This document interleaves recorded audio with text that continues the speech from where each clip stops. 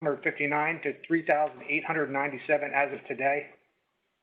And ICU bed capacity is predicted to be met by November 30th, and I'm going to show you a little bit more of that in the next slide.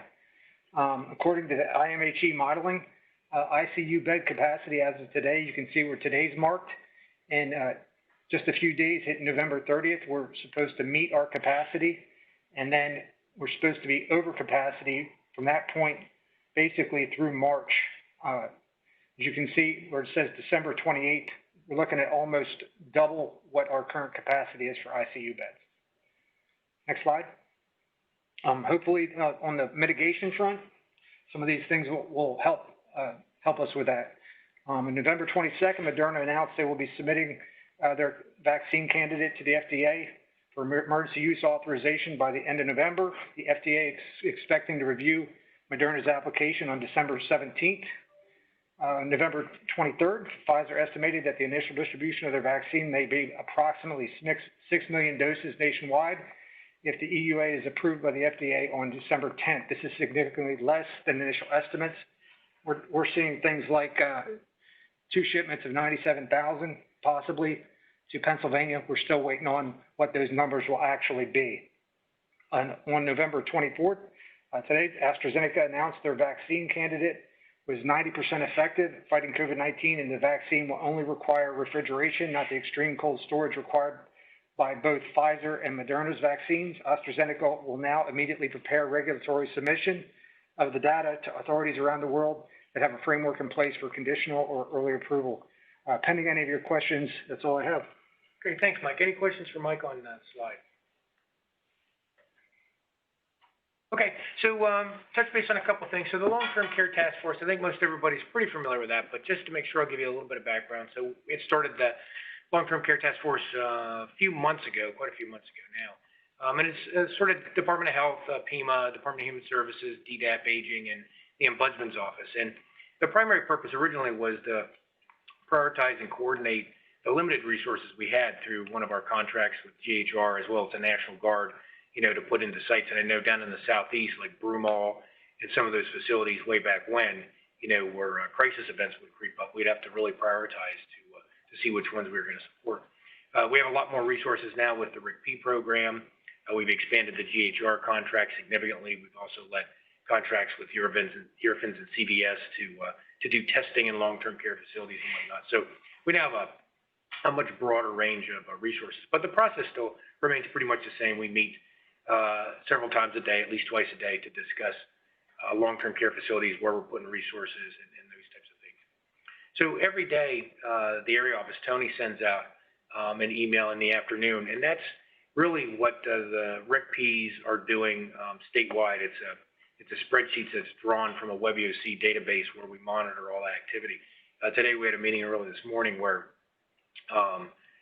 between the National Guard and the RIC-Ps and GHR, we've done over 10,000 assignments within the 2,000 and change long-term care facilities in Pennsylvania. So it's a pretty active group of folks, and they're definitely out there doing a lot of work. But anyway, so that information will come out every day from the area office, from Tony and his folks. But if something is looking like it's going to become what we would refer to as a crisis staffing, where the RIC-Ps don't have the ability to manage it within the program any longer, and we have to look at external resources like the National Guard or something like that. If it comes up to that, you guys will definitely get an email from me to make sure that everybody's aware that we have the National Guard going in and stuff like that. But otherwise, it's normally, like I said, that routine email that comes out every afternoon from Tony and his folks. You also may be aware that the RIC-P program was a legislative program that is slated to end the end of the calendar year, so the end of December. And also the use of the National Guard on Title 32 orders is slated to end the end of December as well. So if you saw some press releases recently from the governor's office and a variety of other things, you know, we're actively working with the legislature to look at potential expansion to that program or other means to fund the RIC-P program, as well as working through our federal partners to be able to get extensions to the federal orders for the National Guard folks, or look at other courses of action should we need to, should we not get those extensions and we need to continue those services. So any questions on the long-term care task force and the response of the long-term care obviously that's going to be a serious concern, as we move forward, because a lot of the growth, especially in the fatality area, is still coming out of long-term care facilities. So any questions on that? Okay, move on. So the CREAC, some of you may be familiar with this. This was a team that was developed primarily the Department of Health. We support that through PEMA. There's other state agencies that will support that as well, such as Department of Education and whatnot. But it's the COVID response for emergency assistance to counties team. And it was developed off of the CDC CRAFT team model. I don't know if any of the eastern counties were visited by CRAFT teams, but I know the Alleghenians and western counties had been visited by CRAFT teams from the CDC before. But basically, it's a group that's led by the Department of Health Intergovernmental Affairs Office, and it normally looks to reach out to key stakeholders within the counties to look at what's going on, what are their concerns, what types of state resources can be leveraged to support the counties. And when I say resources, it's well beyond what we would consider traditional emergency management resources. So there's varieties of things that they'll bring into that, talking to chambers of commerce, talking to the universities and those types of things. But a lot of times there will be things that will fall out of this that are emergency management related, such as community-based testing programs and those types of things. So to date, we've done a few of them. Lackawanna in the east. I know they're wrapping up their AMI site recently. That was a fallout from the CREAC meetings that we had. We met with the city of Scranton. We met with the county, the University of Scranton, quite a few other folks up in that Lackawanna County area to figure out what the issues were and how best the state could support them. So there again, if you do get a reach out call, probably be from Kristen Faust or Megan. Megan's last name just fell off my head, but anyway, it'll come back to me. Megan from the Department of Health Intergovernmental Affairs Office. They're the ones that take the lead for that CREAC. When we're dealing with county commissioners or county EMA or anybody else, normally the area office, Tony or one of his staff, as well as either me or Jonathan or Bob Miner will also be on those calls as well. So any questions on the CREAC? Just want to make sure everybody was familiar with that. Megan Abbott's the other person. Thank you. Any questions on that? Okay, slide please. So thank you. Yeah. Here's Molly. So I'd mentioned the AMI testing. So there again, this doesn't have to be a fallout of the CREAC. It just naturally comes up when we do the CREAC reach outs. But the Department of Health led a contract with AMI. It's a private corporation. They're international. They've done a lot of work in Africa with disease outbreaks and stuff. Definitely do a pretty good job of developing out community-based testing. But the contract that the state pays for covers for a week of community-based testing. When a county is identified as being in the queue for testing, there again it'll be a reach out primarily from Danielle Pierre from the Department of Health. Normally the area office and the PHPC, as well as somebody here from headquarters, either me, Bob, or Jonathan, are normally on those initial reach out calls to the county commissioners, so they approve it. And normally it's assigned to the county EMA to be the lead for it. Now, not always. Center County assigned it to their chief county clerk, but mostly it's the county emergency manager is the one that gets the rose pinned on it for that. And then usually it's turnkey. There's a fellow named Skylar that works for AMI. They'll deal directly with the county. Normally they ask the county to find the site that it's going to be done at, but pretty much everything else is turnkey. They bring everything else with them. They bring the staff with them.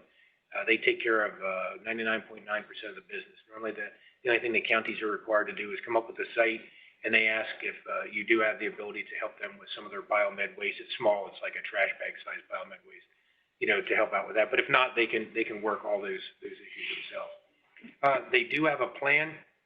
Originally, Department of Health's plan was to, look at the counties that were transitioning from, moderate to substantial, and then they would reach out to see if they wanted the testing. Well, now that everybody's gone exponentially substantial, they sort of just have now got a scheme that they have laid out that they're working on, and then they just go from county to county and do these calls to the commissioners.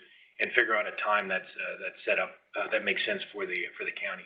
I think they've got 3, we had calls with, Clinton County, Warren County, and some other county, and Greene County, just this week. So I know, Wyoming County as well? Did they do Wyoming County? yeah, it might have been Wyoming County as well. I can't remember off the top of my head. But there's sometimes 2 and 3 calls a day as they're doing the reach out to get these things scheduled. So there again, we've had a lot of positive feedback for the most part. It's a good program. They've supported, I would say 500 tests a day, I believe is what they can support pretty easily. So if you do get a call, generally it'll come from Danielle Pierre from the Department of Health. Definitely take that call and set up the meeting. I'm just looking at the chat box. North City Task Force DOA just had a meeting this morning with Yep. regards to AMI. Good deal. Okay, guys, yeah. So good deal. Yeah, like I said, it's a good program. So, definitely would recommend it if, once you get the call to take them up on that. So, any questions on the AMI and the CBTS, the community-based testing? Okay, slide please. So alternate care sites, I don't know if it came up on every IST, but I know it came up on at least one of the ISTs.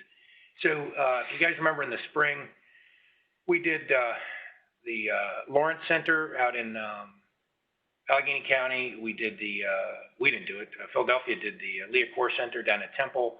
We did the request for the FMS to support it.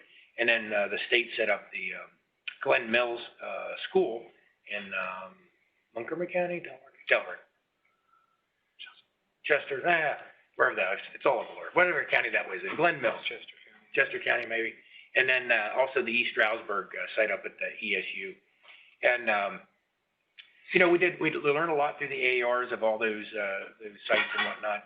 And going forward into the spring, or into the fall here, the primary focus of medical surge for the Department of Health is to look primarily within systems. So as an example, as hospitals, cancel electives and different things like that, looking at existing bed space within the hospital systems so they can move patients around, developing out a plan so they can move patients not just in system, but out of system into other hospitals that are geographically close and those types of things.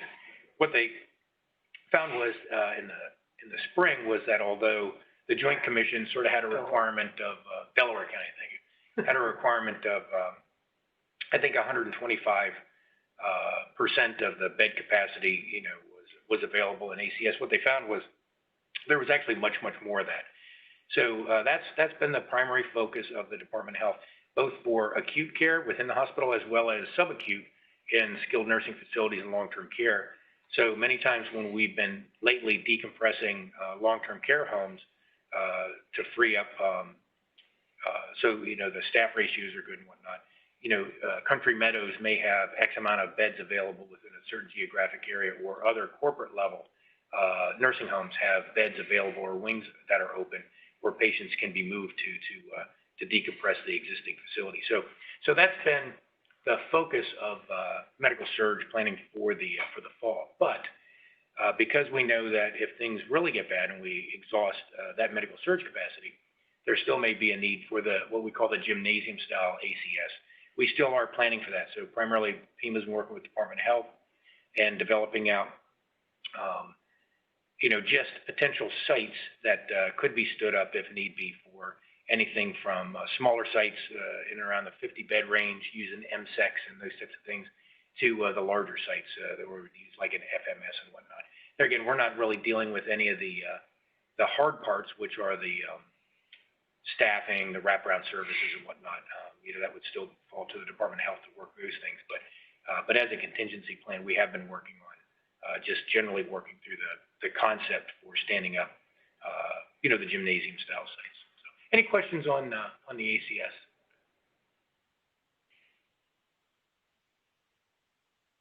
Next slide, please. And then the Joint Rapid Response Center, I think everybody's pretty familiar with that. That's the support we've been given to the superintendents and the IUs for decision making in the K through 12 school system. So, there again, that system's working reasonably well. We get, probably 10 to 15 calls a day into that system for really it's just primarily superintendents looking for advice or interpretation of how they're interpreting the Secretary of Health or the Secretary of Education's orders regarding schools.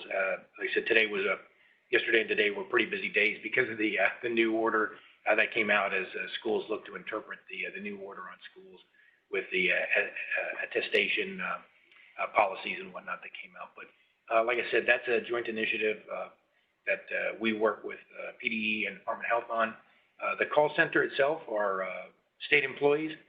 They run an extended business day, and then after hours, our watch picks up any calls that would come in from the school during after hours and then routes it to the appropriate people for support and decision making. So I just want to make sure folks had knowledge of the JRRC and what its purpose was.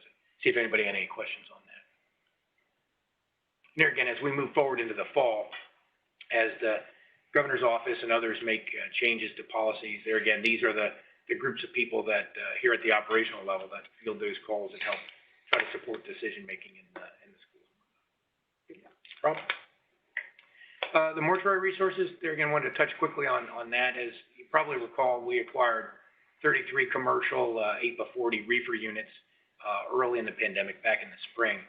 And we decentralized those. Originally, they were all staged out at 40 Town Gap, and we've decentralized those. Primarily, some are staged at some of our state prisons or at our state DHS state facilities scattered throughout the state. We also have a couple that are currently in service up in Montour County, up at Geisinger, there's a unit in service, and I think down Delaware County we still have 1 or 2 units in service down there. But just want to clarify that, you know, these were really always intended to be more for last resort sort of long-term use. That, you know, these are intended to be hardwired in, not sort of plugged in, but are commercially hardwired in, find a spot for them, and they're going to be there sort of for the duration. So, you know, as you guys are looking at your mortuary planning and as you're looking at the potential need for these types of resources, you know, look first to the normal plans that you guys would execute with your coroner's office and those types of things. But if it is, you know, Montour was 2 containers, Delaware. Montour was a good example of, you know, Geisinger services quite a few rural counties that don't have a lot of capacity for morgue storage. So, you know, that was a facility that can easily become overwhelmed because of the number of counties they're serving, the number of nursing homes that they service as well. You know, and all those folks tend to end up at Geisinger and in their morgue. So, like I said, as you're looking at your plans for mortuary services and mortuary resources, like I said, these are really intended for long term. So if there's a large capacity need long term, that's the intent of these. So any questions on the mortuary stuff? Okay. So just a couple other planning considerations, and I think some of the other staff will touch on this as well. So first is requiring PPE, as Director Padfield has mentioned on the ISTs and in a few emails. You know, the goal is for folks to have a good cache of PPE coming into the fall in this resurgence. So whether it's the state purchasing it or at the county level, you know, using your CARES Act dollars and whatnot to purchase PPE. You know, this is going to become important as we get further along into the pandemic. I think Eric's going to touch on this as well, but you know, the RICP program was funded to purchase and deliver PPE to nursing homes, long-term care facilities, right? Skilled nursing and assisted living and you know, those types of things, personal care homes. So, but there again, that program is looking at, you know, coming to an end. So, you know, while we're trying to get the hospital systems to purchase as much PPE as feasible as we come into the end of that existing contract period, it's just something for folks to remember that, you know, if we don't have a good cache of PPE as we get into the January timeframes, we're going to be back in the same boat that we were back in, you know, the April timeframes with folks being on crisis standards of care and trying to reuse stuff that they should be disposing of. So just a reminder to make sure we're looking at acquiring PPE as we come into it. The crisis staffing plans, I think pretty much everybody's probably already all over that. I know we've had COVID outbreaks in courthouses where EMs are located at and 911 centers and a variety of other things. But just to make sure that, you know, you dust off those crisis staffing plans so that if you do have COVID run through your emergency management organization or any of your essential employees that, you've got some means to do crisis staffing if you would need to continue your operations and as well as dust and also your COOP plan so that if you do have to vacate your facility so it can be, disinfected and decontaminated over a period of 2 or 3 days, that, your COOP plans are up and running and can be feasible to implement. And there again, I know I'm probably preaching to the choir. Most folks have been doing virtual work and exercising their COOP plans for the last couple of months because they got people off site. But if you haven't, it's a good time to take a look at it. Kind of already talked about the mortuary affairs stuff, and I know Eric's going to talk about that a little bit more when he gets into his section on logistics and whatnot. But there again, we do know that there's a natural progression. You saw Mike's slide that looks at the total number of cases. So we know that there is a 10-day to 2-week span between a peak in cases to a peak in ICU and ventilator use to a peak in fatalities. It's a natural progression of folks that aren't doing well with the disease and go on to die. So, as we looked at that period of December 28th for a peak in ICU cases, we know that we can look probably 10 or so days after that, and we'd be looking at, probably starting around a peak in death. And if you look at the IMHE site, you'll see where that sort of corresponds. And, currently the projections are going to be a bit higher than they were at our peak in the spring, and they're also going to last longer. So before we were over 100 fatalities a day for about a 28-day period. The current models are looking at being over 100 a day for more like a 60-day period, I think it is, if I remember correctly. It's about 2 months as opposed to 1. A little bit longer. Yeah, so definitely, time to really make sure our mortuary plans are in good shape. The potential impacts for the future lockdowns and whatnot, the biggest impact there probably is on your staff that's traveling over the holidays, whether it's the Thanksgiving holiday or the upcoming Christmas holiday or anything like that. The restrictions from coming back into the state, the requirements to be tested before you come back to work, all those different things. Just make sure that as you're looking at what your staff's doing, where they're going and stuff like that, that you sort of factor some of that stuff into to that.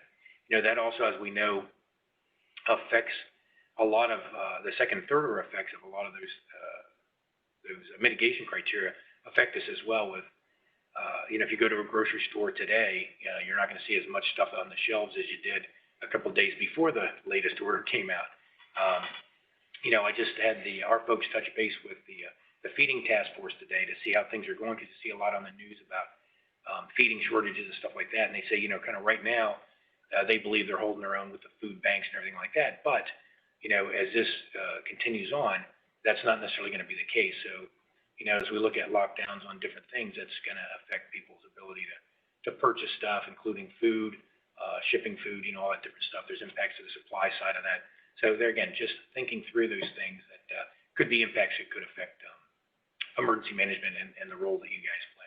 And then lastly, is the vaccine distribution. We had that call on Friday, and while the Department of Health has a playbook more so than a plan, but conceptually they have a good sense of where they want to go with vaccine distribution, how that's going to work with the federal entities and whatnot.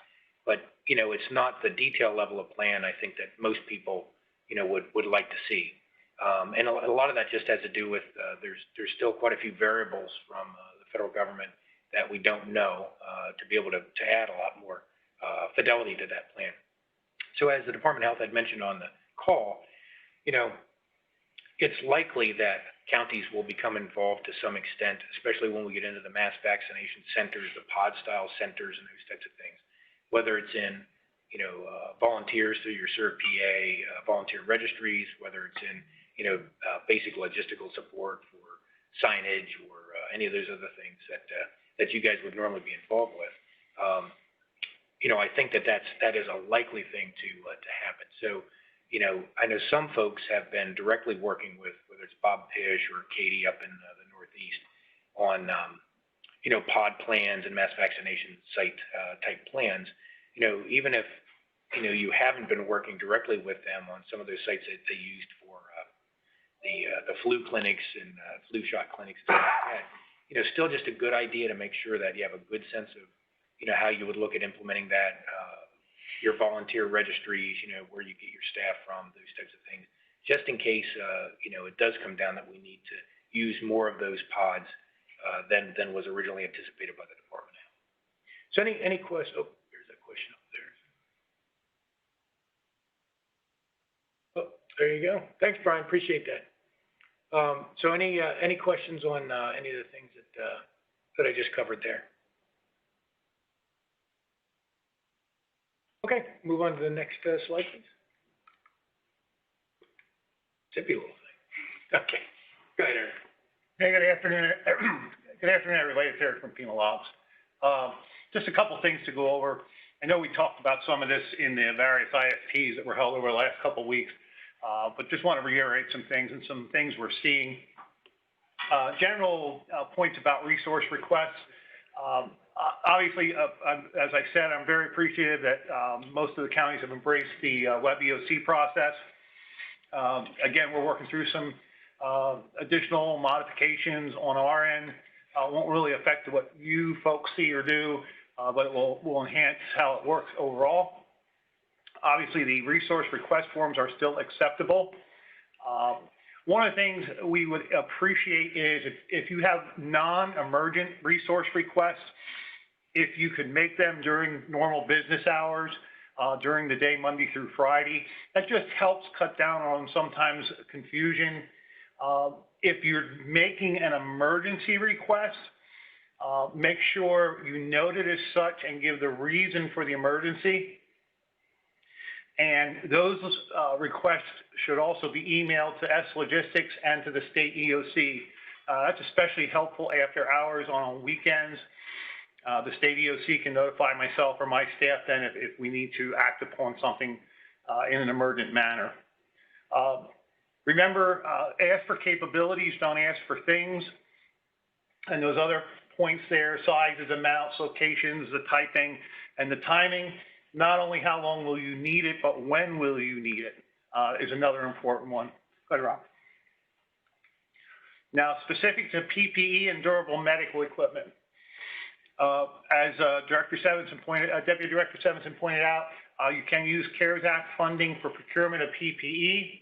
One of the things that you may want to consider alternate suppliers. Something we hear quite a bit is, oh, we're on back order or our normal supplier doesn't have it. You really have to think about using a, alternate suppliers and that sort of thing. And DCED does have that portal. Deputy Sevenson, do you want to touch upon Dan Scully's efforts here? Yeah, so Dan Scully gave a call the other day. South Central has developed a system through the Everbridge system where they've loaded essentially all the vendors into Everbridge. They put a bunch of different criteria into it. I'm not a technical guy. Dan explained it well, but it didn't really stick with me. But basically, they can send out an Everbridge blast whenever they have, needs for looking for PPE purchases. And generally, they're doing large bulk purchases. He talked about gloves, where they're doing like 1 million gloves for that bulk purchase. So he did offer up if you're interested in what they're doing in South Central, you're welcome to give him a call. Eric can. If you drop Eric an email, he can give you Dan's contact information. But they seem to be having good success within the 9-county area of South Central Pennsylvania, and said he'd be willing to offer it up to any of the other counties throughout the rest of the state as well. Yep. A couple other points specific to requests for PPE and durable medical equipment.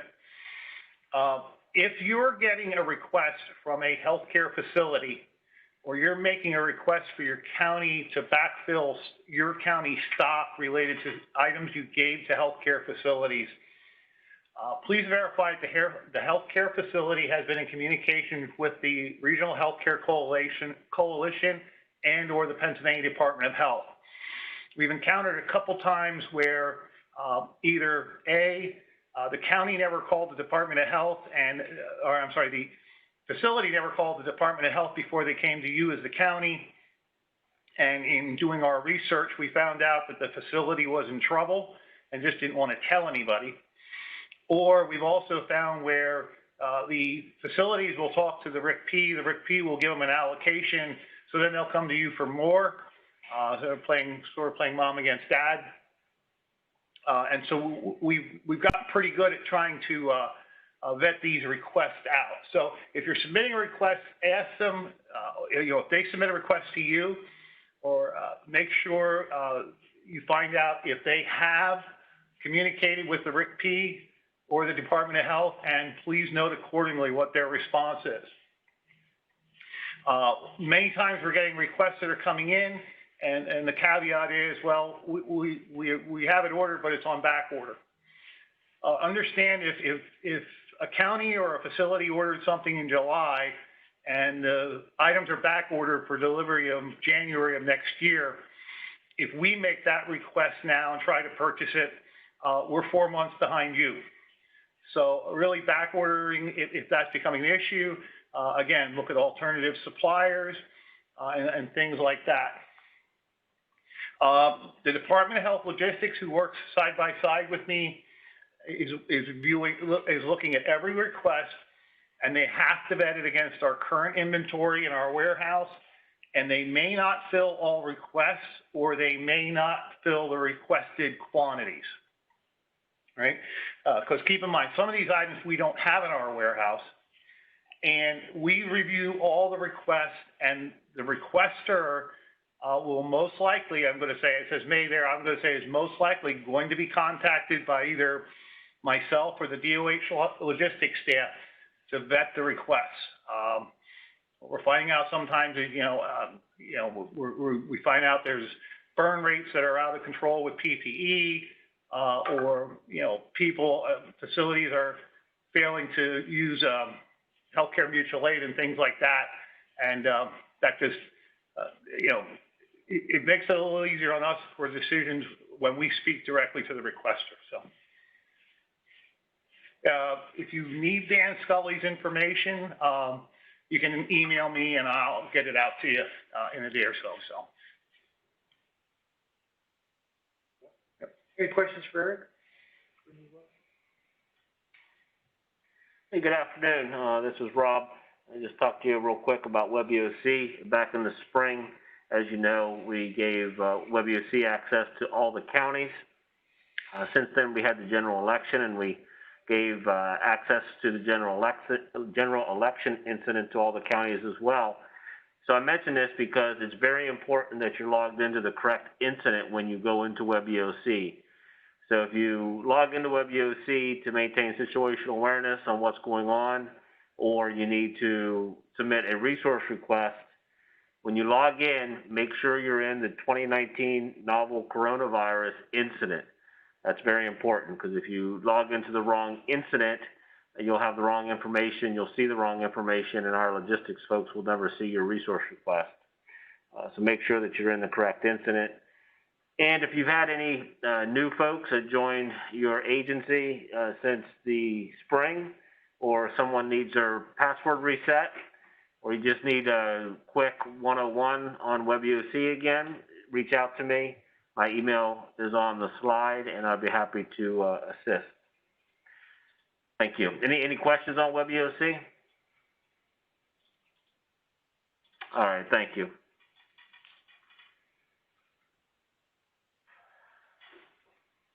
All right, this is Mike Manley again. We'll talk a little bit about reporting requirements.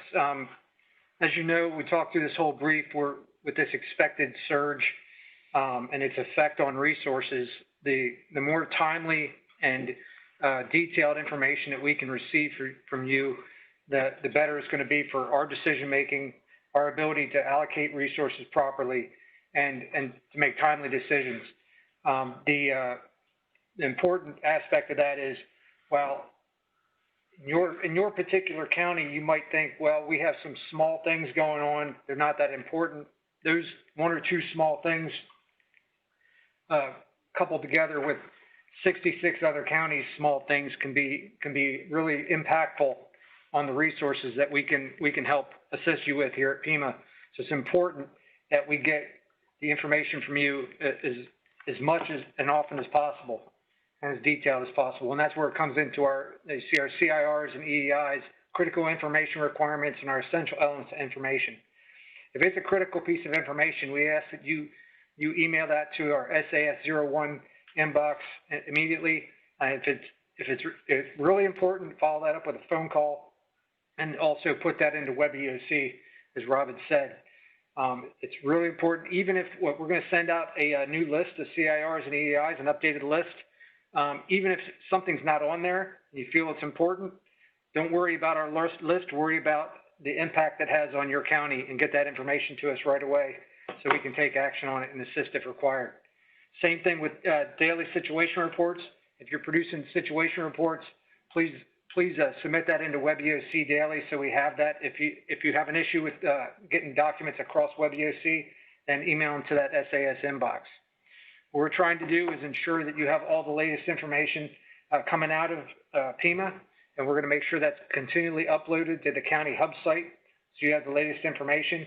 When we update those CIRs and EEIs, we'll be loading that up on the county hub site as well. One of the things that we are working on to enhance your decision making at the county level is to create we are in the process of creating with Benier Solutions, a contractor since July. We've been working on situation awareness GIS dashboards that are in an all hazards framework that can aid in decision making. And we expect to have these live sometime in the not too distant future to provide real-time data as opposed to a situation report that might be 24 hours old and is not providing you with a quick decision-making tool. This will give you the information basically as soon as we get it and allow you to make timely decisions. Anything you'd like to add to that? Yeah, you can just grab Luzerne's question on the hub, where they would get their credentials restored to the hub. Yes, if you have issues with getting to the hub, or you want to add any additional people to the hub site from your county, please send a list through your area office with a name and their email address, and we will work to assist you with that, to get you onto the hub. Okay, thanks. Any questions for Mike on reporting requirements or the hub or any of the SA tools? Okay, so yeah, I wanted to give enough time to answer any questions you guys may have as we come into the fall. I won't guarantee I can answer them, but you know, if we can't, we'll take them down and try to get an answer to your questions. So kind of open it up for any questions then. We can unmute you if you want to talk or.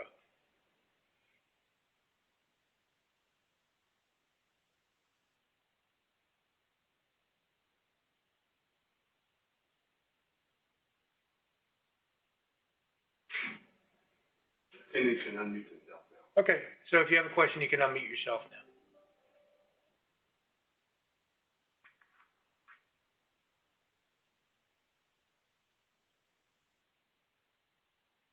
Okay, well, it doesn't seem like we have any questions, but if you do, like I said, just drop an email either to your area office or through SAS.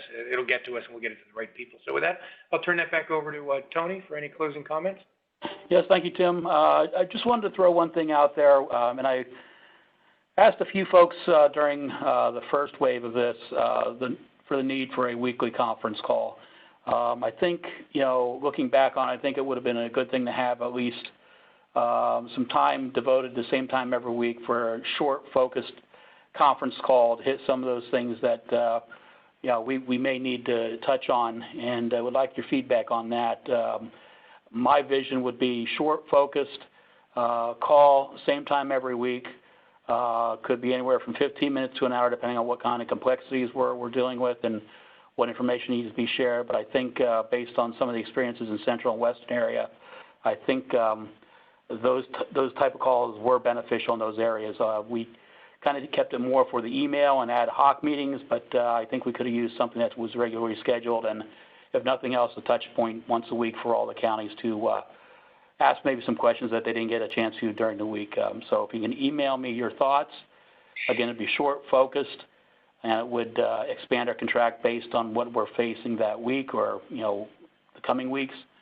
But if you can send me your thoughts on that, looking at probably start scheduling something here next week or the following week, and then make it a recurring same time every week. Other than that, I want to thank you for your time this afternoon. I know it's been a busy day for a lot of folks with conference calls.